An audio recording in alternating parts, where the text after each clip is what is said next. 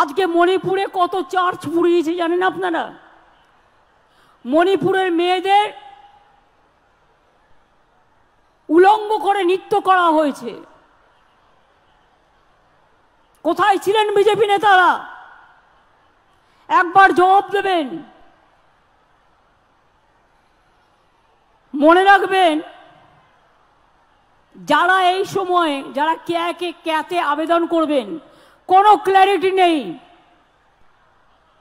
আপনার সব অধিকার কেড়ে নেবে। প্রথমে আপনি নাগরিক ছিলেন, ভোট দিয়েছেন কি দেননি? আমি যারা খুশি হচ্ছেন তাদের বলবো, আপনারা খুশি হলে আমি খুশি, কিন্তু আপনারা দুঃখী হলে আমি দুঃখী। বলুন, ভোট দিয়েছেন কি দেননি এতদিন? বুক বাজিয়ে বলুন সত্যি কথা। আধার কার্ড ছিল কি ছিল না? জমি আছে কি নেই? দোকান আছে কি নেই?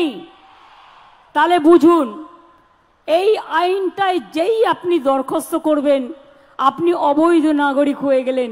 তার মানে আপনার কোনো অধিকার আর থাকবে না, আপনি ফরেনার্স হয়ে গেলেন। শুনুন, সারা পৃথিবীতে নিয়ম আছে। কোন রাষ্ট্রে 5 বছর, কোন রাষ্ট্রে 10 বছর, কোন রাষ্ট্রে 3 বছর। যদি বাইরে থেকে কেউ আসেও, তারা যদি সেই বছরগুলো সেই রাষ্ট্রে থাকে, তারা কিন্তু গ্রিন কার্ড পায়, তারা কিন্তু সিটিজেন কার্ড পায়। এই চালুটা কেন করলেন না? আগে তো ডিএমরা নাগরিকের কার্ড দিত, সেই অধিকার কেড়ে নেওয়া হলো। আর আজ বিজেপির হাতে আপনারা দিয়ে দেবেন আপনার ভাগ্য, শুধু একটা ভোটের জন্য, 2টো সিটে জেতবার জন্য। আপনাদের ভাওতা দিচ্ছে, ভাওতা, ধাপ্পা দিচ্ছে, ধাপ্পা। মনে রাখবেন, সব হারাবেন। এটাও যাবে, ওটাও যাবে।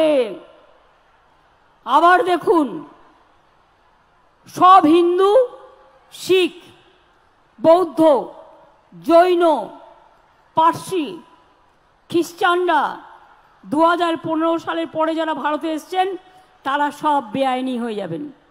বিজেপির খেলা হচ্ছে হিন্দুতে হিন্দুতে ভাগ করে দেওয়া, মুসলিমে মুসলিমে ভাগ করে দেওয়া। বলুন, আফগানিস্তান কি করে এলো?